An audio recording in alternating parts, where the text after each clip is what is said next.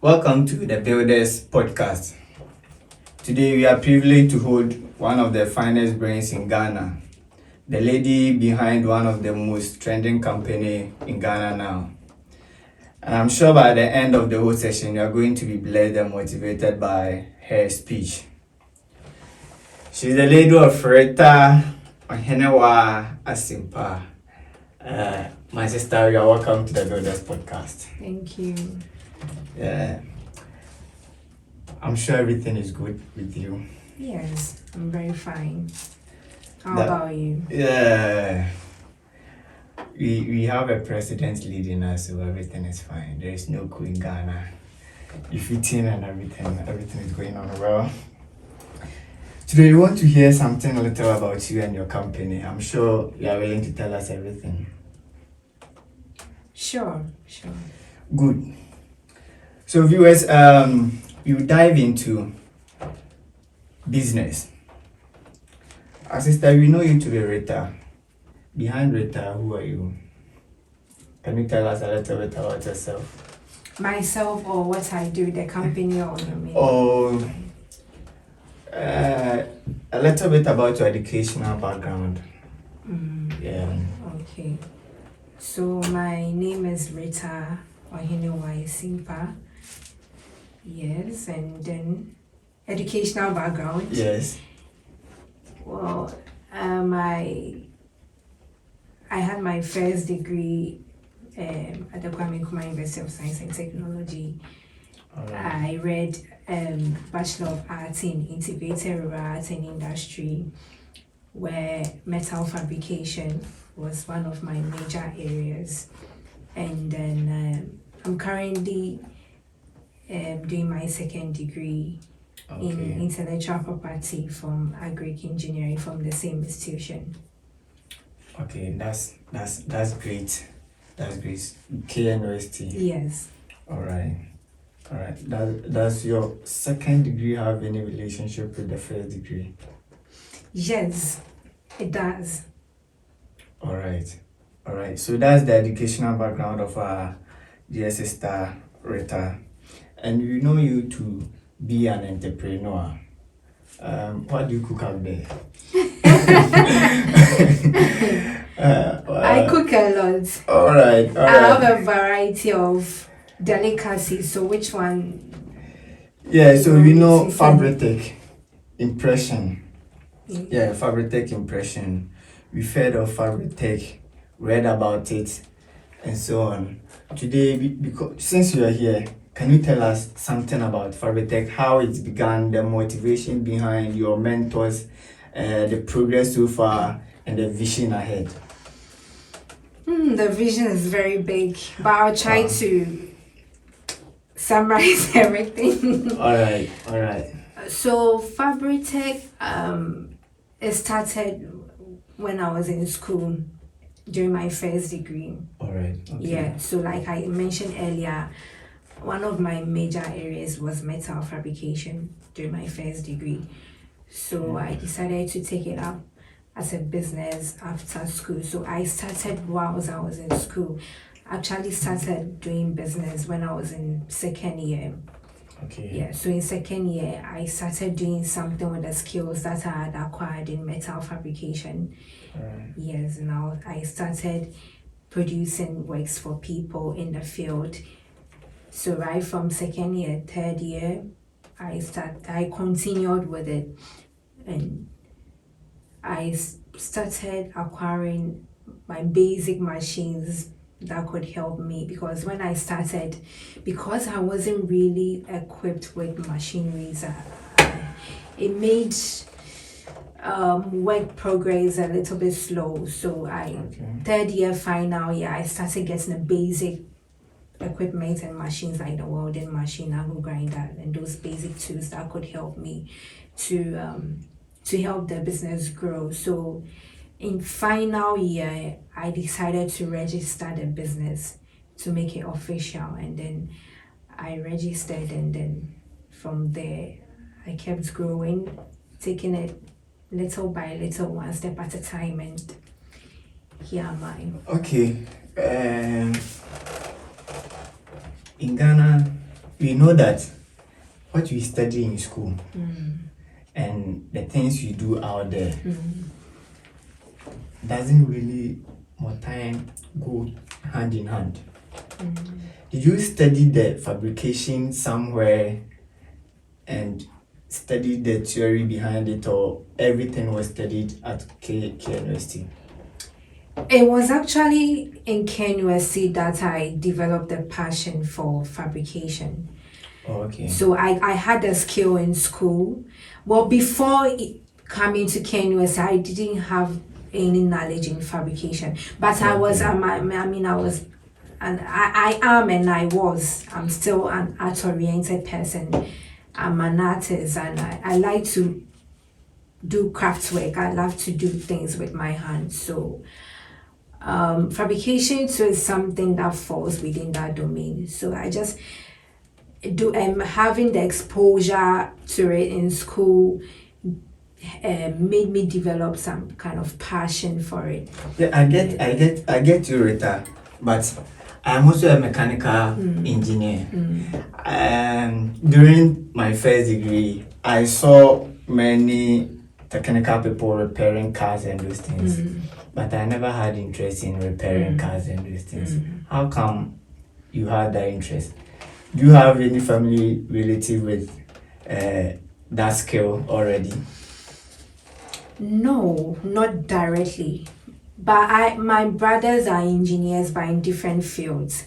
Okay. So the thing is, it all goes down to passion. If you have passion in something or you're passionate about something, you love to do it. So you definitely grow with it. So that's how it is. So the passion developed and I had the interest in it. I wasn't doing because I'm being taught in school and I'm just doing it to get a degree and then put it somewhere and then do something else that I like. I developed a passion for it, so I had the interest in it. Oh, okay, interest and passion. So you were the underlying word is interest and passion. In school, she developed the interest and passion of doing the fabrication, and after school, developing the interest and passion in school. After school, how far have you gone with that? Yeah, and then one thing, it wasn't just in school. So one of the ways that you can build yourself, because in school, frankly speaking, you won't get anyone to spoon feed you, especially when it comes to the practical aspects. For theory, you can just be taught, give you handouts, slides, whatever, materials, Sure. reading materials and all that. But when it comes to practical, because we are many, the numbers are huge, no one will have time for you in particular. I mean, you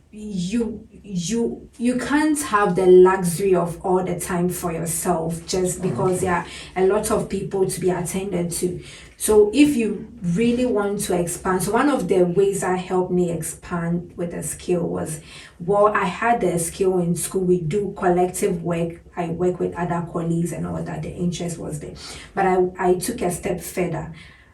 Like after school or during vacation, I take apprenticeship in other metal fabrication companies just to add up to the skill, because it's not everything that I'll get in school. There are some real life experiences and practicals that you may not get in the classroom or the workshop in school, but you can get it outside. So it's just about, you get a skill in school, you take a step further, you develop. All right, that's nice. You get the skills in school, then you start developing it after school. Then do you really have what motivated you to further the fabrication? Because we know that in Ghana here, most especially the tertiary sector, after completing, whether the person is accountant, engineer, whatever program that you can mention, it seems almost every program that each and everyone or someone studied, we don't use it. So is it that your lecturers were into the fabrication that you developed the passion from them, or they motivated you to also carry on with fabrication that after school you can even use it? Or do you have any mentor to tell you something ahead? Yeah, for mentorship, initially when I started, I didn't really have like a direct sort of mentorship, but I had some sort of motivation. Yeah, so because I love to do things with my hand, I love to fabricate, because I am more of a craft person. And when I realized that fabricating also falls within the domain of craftsmanship, it ignited the interest, and then I get some sort of motivation out. I had some sort of motivation out there, especially from the company, one company that I did my attachment in. Yeah. Oh, okay. Yeah. So the woman, or the owner, the founder of that company, I wouldn't say was a mentor, but she served as a source of motivation, because I felt like she was doing a lot great things, and she was achieving bigger things, and I was like, if a woman can go this far, then it means it's possible that I can also do it. Sure. And based on the experiences that I had working with her and all that, I had my real training from a woman. So I felt like if people have made it this far, then it means it's possible. Why not? So it just added up to the interest. It reinforced the interest that I already had in the fabrication. That's great. That's great. So we know that in Ghana here, even if you have the idea, after university, getting funding to bring your idea into reality is not something that everyone gets. How did you fund Fabritech?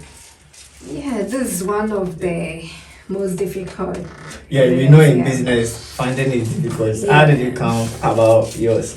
So one thing that I learned in life is, if you are passionate about something, or if you want to do something, especially in the field of business, you don't have to, wait till you have the money in your hand before you do something.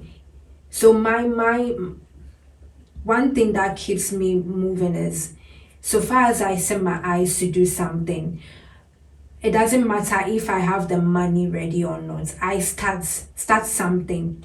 You start in a small way. Start with the little that you have. If that's the case, do you agree with those who claim that they started with one CD? 2 CD. I started business with 0. Oh, okay. Yeah. So it's not necessarily about you having the money. All right. But we fortunately, you are blessed with a lot. You have your intellect. You are able to envision. You are able to think. You are able to plan, create something from your mind. So that idea, that thing that you've thought of, you can start planning. You can start doing something. What steps are you taking toward it? You can't just say that I have the intention of opening a business. I want to do ABC without doing nothing. Even if you don't have the money, you can start planning. Put your thoughts on paper. Do something that will trigger some sort of help. So even if you don't have the money, start with a step, and gradually things will start falling in place for you. But if you sit down idle to say that you are waiting for money, you will never find money. Yeah. All right.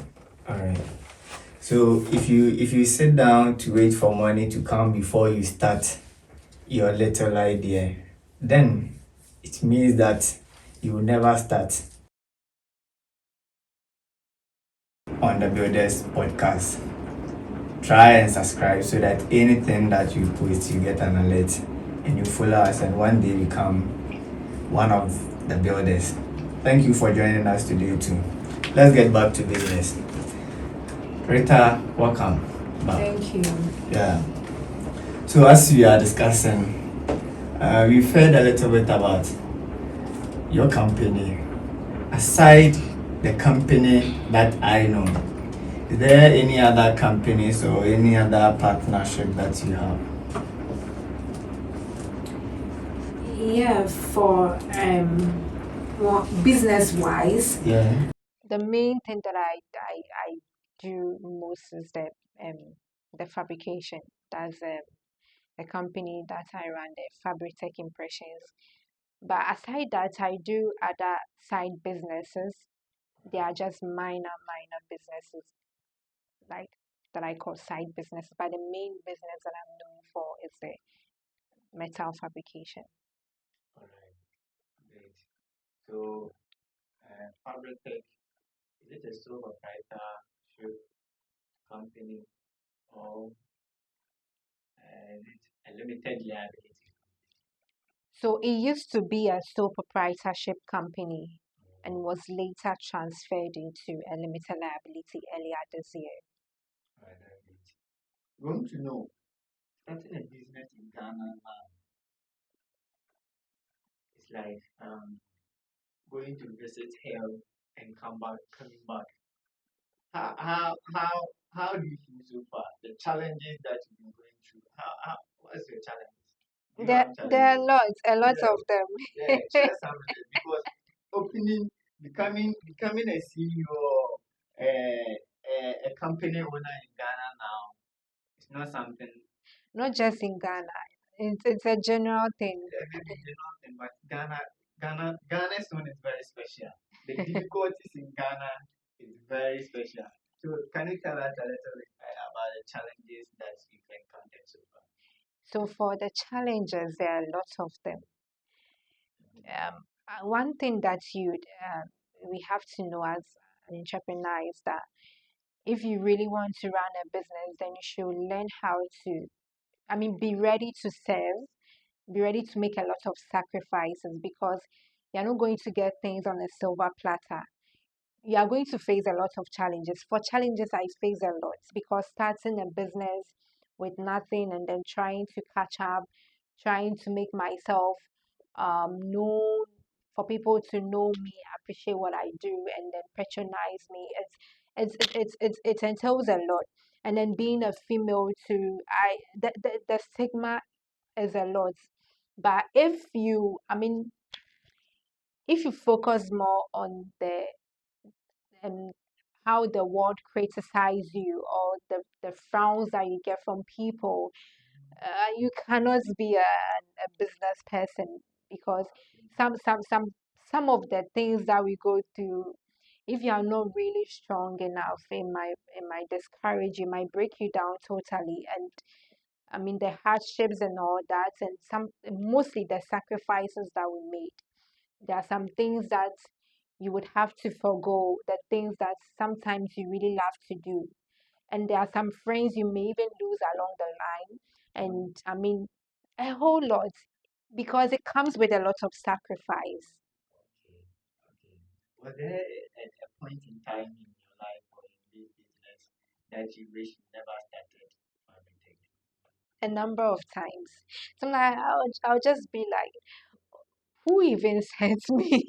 Why didn't I just sometimes the challenges become so overwhelming to the extent that I'll be like, why don't just I quit everything and then go back home and then sleep and then I mean my after all, my mom will cook, I'll get something to eat. I won't buy electricity, I won't pay rent, Yeah. I just felt like I should give up and then Mhm. whatever. The BCB and C. I was just fed up. Yeah. So after those sometimes the discouragement and everything, Mm, um, where do you get the strength the to carry on from? motivation. So it's the bigger picture, the goal, Okay. because I have set my eyes upon something. I have a goal that I want to achieve. So when I have this, uh, things running through my mind, quits, give up, you can't go any further, just quit. Whenever I have these battles in my mind, I just there's this, I mean, sort of motivation that's kind of start growing. Like, why don't I just focus on the bigger picture, the goal? Why don't I? So it's just the bigger picture. I just imagine me fighting through and then attaining that goal. I mean, achieving that particular thing that I've set my eyes on, and then the joy that will like the joy that comes with it. So that just the thought of that motivates me.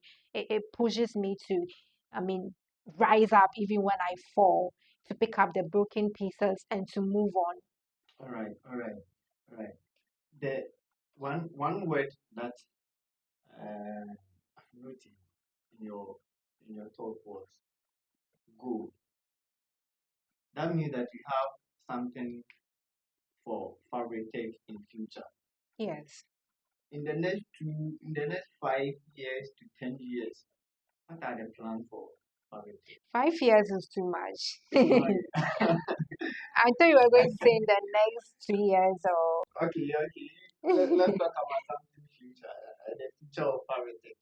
yeah. So I is fabric tech coming up is not just about uh making noise, becoming so loud. People know me that I am into metal fabrication and then making money and then that's it. I'm just passionate about serving people, Okay, let's say creating an impact. before you even answer Mm. that question, what do you use the metals to fabricate?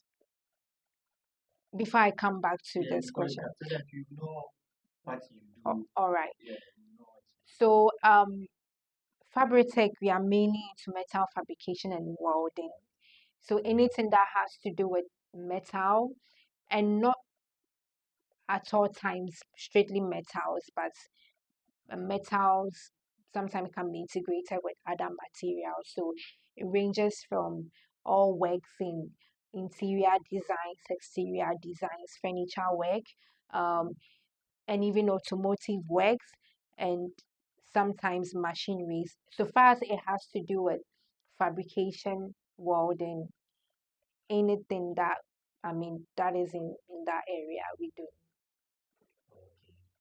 Sculpture and all that. Yeah. So anything that you can use metal, Yes. Or even integrate metal with. yeah, even if you want to do aesthetic, I know the aesthetic they use some metals to do Yes. all those things. Yes. All right, all right. Then let's see the future. Let's come back to the question. Let's see the future of fabric. Yes. So one of the things that we really want to do is to create impact. So it's not just about making noise, making money, like I mentioned earlier. It's about creating impact. So, well, you can get the fame, you can get the money, but above all that, what impact are you creating? That's a question you need to ask yourself. What change are you creating in your environment, your immediate environment, in the society? What benefits are people getting from you? So that's a bigger goal, to create impact, to help, I mean, people tap from your skills, your knowledge, to create more employment, and then in a way contributing to sustainable development goals, and trying to make life better for others. All right, all right. That's great. To make life better for others. So fabric tech now, um, how many people do you work Work with, as in employees, collaborations, partnerships. with? No employees. Okay, so for now, I do not, or let me say, we do not have permanent employees, but we have um um the word we have contract employees, Okay. we have part-time employees. Yes, and for temporary employees, we have about six of them. Yeah, so um they come on board when there is work at hand. Yeah. But for permanent, we just have one permanent employee aside the temporal. Yeah. So there is leadership in every business. You being a lady and leading fabric, you know that most of the time being outside there, those who do welding, and most of them, about 99% are men. Mm, And you are now a female mm, in fabrication. mm. How do you feel? Have people been criticizing you, or how do you feel? Yes, I did mention that. For the stigma, I face a lot of stigma, but I've learned to build myself in a way that I don't really dwell on what people say because I know what I want. So it's not about, I mean, I don't waste my time on things that will not help me to grow. So people's comments, people's criticism, wasting my time on these things um will not help me to grow. So I just don't pay attention to that. And like I said, I have sources of motivation. So once I face stigma and all that, my motivation keeps, it keeps me moving. Like I mentioned earlier, I one of my inspiration was from a female and I was trained by a female. So that alone is an inspiration, and I don't see the need for me to waste time on people's comments that will not help me to grow. I don't have the energy for that. Right. All right. So there are some builders out there watching us. Um, would you advise for them to get a mentor if they want to start something, or they should just go straight to what they want to do? Because the reason is, in Ghana here, getting a mentor or somebody to tell you what to do is very, very difficult. I think always I take myself as an example. Building up, I try to get a mentor, someone to tell me what to do at a point in time. But I didn't get. So books were my friends. I sleep with them, I talk with them, I chat with them. Anything that I need from the real world, I go back to my books. So what advice can you give to the builders out there? So to the builders out there, mentorship is what is good, but that shouldn't be a yardstick. It's not like a compulsory thing. Do what suits you, what will help you. And like you mentioned, is not difficult to find mentorship. It's when you don't search right. You don't search right. You don't find yourself in the right place with the right people, then you are definitely not going to get the help.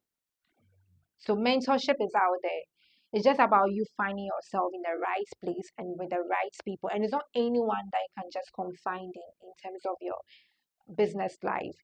You before you pick someone as a mentor, you need to study the person, make sure that this person that I really want to attach myself with is really going to be of help to my business. And it's not all the time that you need mentorship. Sometimes you need to start something without mentorship. And at times it's a matter of choice sometimes because in some areas, honestly, you need someone to guide you, someone to, I mean, lead you, teach you, show you the way because people where you want to go, there are who are people have already been there. So I mean finding such people to guide you to also get there is a good thing. Yeah. But it's not like something that's I would say a compulsory thing to but mentorship is a good thing. That's what I would say. So I hope you're enjoying the conversation, and I know you're following everything step by step how Rita began fabric and the future of it. Yeah, everyone always starts with something little and have the goal, the vision to grow it to become big one day. And that's what our sister Rita did. And now Fabritech is one of the best fabrication companies you can talk of in Ghana, Kumasi. We can do everything for you. Now, Rita, do you know something? Rita is not just into fabrication. As I said, one of the finest brain in Ghana. I have a book with me here, Beauty Beyond Perception. It is in the name of our sister Rita Ohenewa. She wrote this book. Can you tell us something about your entrepreneur? Yeah, so this is a book that I mean I shared most experiences that we can most of us can mostly correlate with from experiences from our inner self, knowing ourselves, how we relate with people, anything that has to do with um self-development kind of. Yeah, so it starts from knowing ourselves to understanding ourselves to building ourselves to so it's basically about everything about it is basically um some kind of I would say a self-help book. So when you check the back, I categorize it under motivational or self-help. So this is not just like a mere fictional, I mean, writing just to read for fun or something. So this is something that I mean I share most of my experiences in it. Not like some of them are not directly, but indirectly experiences from knowing ourselves to realizing the beauty that's hidden within us. So this is a book that you don't just read for fun, but helps you to understand yourself very well, psychologically, emotionally, and intellectually, I would say, because a lot of most of us we don't appreciate being ourselves. We Sure. mostly we see people and we wish we are like others. We always yearn to be a copy of others, but we fail to really appreciate what we have within us. So this I mean book help you to um discover something that you wouldn't have even imagined that was really hidden in you to be able to appreciate who you are and it helps you to identify or know that you are really a beautiful person, not just mere physical look or physique or whatever, but the beauty that really lies within us that goes beyond our thinking. I've seen one of my tents here, rewiring. I am into wiring too. Yeah. Anytime we do rewiring, it means that the old one wasn't that good, Yes. and you are now installing new one to make things better. So basically, uh, as builders, there are some perceptions that we have about entrepreneurship. Starting a business is very difficult. You can't do it.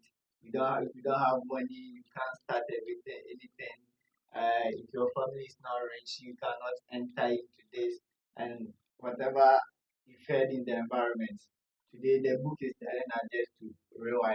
Yeah. So we should change our way of thinking. Sure. Yes. Rewiring our brain and our hearts because whatever we think, we perceive or we feel in our hearts before you think. So it's a matter of the heart and then the mind. So changing our way of thinking, when we change our way of perceiving things, we see the beauty in even the ugliest side of every situation. So even in your downfall or in your I mean I don't have a particular but your ugliest form of situation, you can see a light even in the darkest parts when we change our way of thinking. Because when we I mean at I want the word when we are so much into a particular or a cliche way of living or thinking, it limits us. It limits us to, in terms of growing. Yes, in terms of growing, when you are so much, you think in this particular way, even in situations of discouragement or failure or anything that is not, for you to be able to step out of that situation will be very hard if you do not change your way of thinking. So you appreciate the beauty even in the uglier side of every situation, and it helps you to put yourself together and then, I mean, work things out to become a better person. So with that, you see the beauty that really lies within you, that you could have achieved this. You never knew that you could have done it if you hadn't changed your way of thinking about that situation. That's great. That's great. That's great. To be honest, we have a very long way to go. Start small, then build on it step by step, step by step. That's what we are in for, and that's what we are doing now. Before we go, your final words to the I think I've said it all. audience. I think I've said it all. Okay. Well, I can't say much, but all I would say is I'm just going to repeat myself. Believe in yourself. It's not about what you have, it's about who you are and what you can achieve.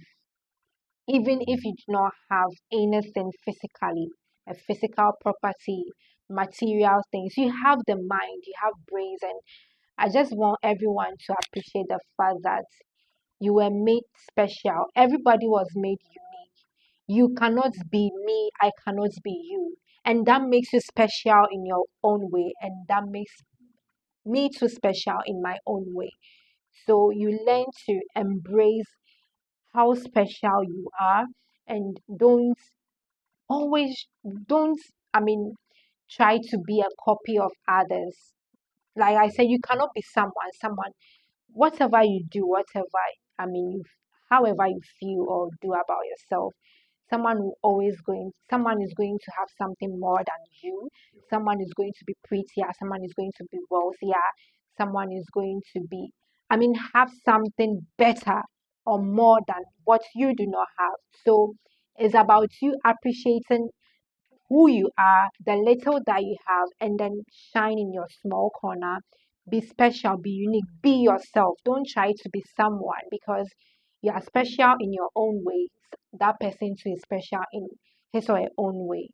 So you embrace your uniqueness, and then with that, I think you come with what you have, I come with what we have. We can achieve a common goal. We can achieve a common goal as builders and we follow the steps ideas started that have been interest. If someone wants to follow fabric, Yes, so Fabritech, you can follow us. We have a Facebook page, Fabritech Impressions, and then on Instagram, Fabritech GH, and then you can also follow me personally on LinkedIn, and I have most of my entrepreneurial journey posted on my LinkedIn page, and then you can also get my so the our LinkedIn website. page, Yeah, is it fabric or it's Rita Ohiniwa Simpa, or Rita Simpa, just my name. And then, but I post more of Fabritech there, and then you can as well get our website too there. Yeah, the website is fabric? yes, just Fabritech Impressions. Yeah. Alright, so that's from fabric impression. Sister Rita, she is the CEO of fabric impression. We are very delighted to have you here.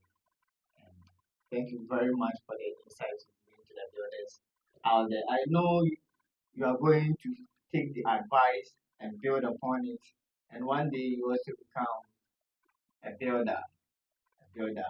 Is there any job opportunity for people out there? Someone wants to join or learn something about fabrication. Is there any opportunity for them? Yes, there is. So job opportunity. For now, we are open to skill training.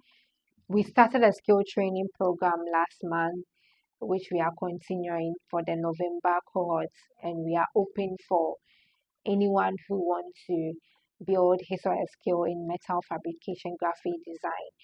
So we started our November course skill training today, and I will encourage people to take advantage to tap into some of the skills that we share.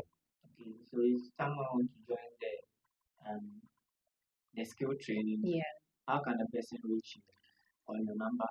Yes, so when you follow us on any of the social media handles that I mentioned, the flyer is there, so you can just pick the number, the link, you can just scan and then For a very register. quick one, if you can mention the digits to us so that the viewers can get the digits. The number, my phone number. Yeah, so that they can get you. Oh, okay, so you can text WhatsApp via 0541 053 744. Anything regarding the skill training program. Once you reach out, I think you get any information that you need. All right, brothers, let's Can I call repeat it? 0541 053 744. 744. All right, brothers, let's call and learn something. She began when she was doing undergrad, that's first degree, second year, if I'm right. Yeah. Yeah, and now after school, that's the first degree is now becoming a very booming company in Ghana. Before you go, the Builders podcast is sponsored by Lightech Engineering Services. It's a company specializing in electrical installation, CCTV camera installation, electric frames, automatic gates, access control, and other IT services. You can locate Lightech Engineering at Kote, opposite the police station. They have their office there, or you can reach out to them on 0555 695431 0555 695431. Thank you very much for joining the session today. Don't forget to subscribe. Bye bye.